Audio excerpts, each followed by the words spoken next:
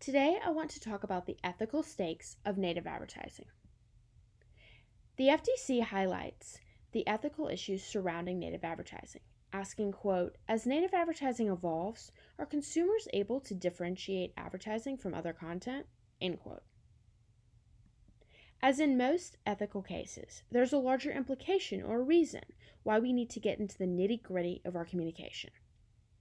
According to the FTC, the significance of distinction in advertising centers around credibility. The FTC has a concept called the net impression of native advertising, which is determined by, quote, both what the ad says and the format it uses to convey that information.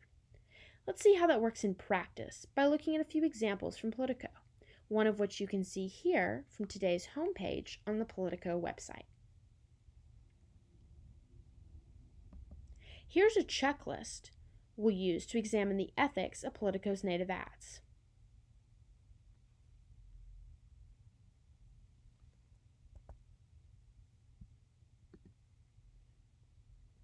Here on Politico's site, looking at my checklist, I see a good example of transparency and proximity. The word sponsored is front and center, noting what kind of content this is. However, I've noticed Politico's native ads tend to be quickly replaced on the homepage, making it hard to go back and find the material I just read. So, low marks on transparency there with the added confusion. Let's look at a native ad itself in the style of an actual Politico article with large margins. Here's the actual Politico article and the native advertising. Thinking about FTC standards, there would be some ethical issues in the style, if not for the banner here. I appreciate how if you click on the banner, Politico explains their native ads, good marks for transparency and clarity, also with the sponsoring company information.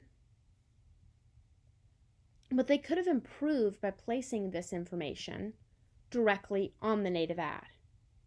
Additionally, Politico could have better communicated that this multimedia piece is a native ad. The heading Politico Focus here doesn't tell me that this is sponsor content, which it is.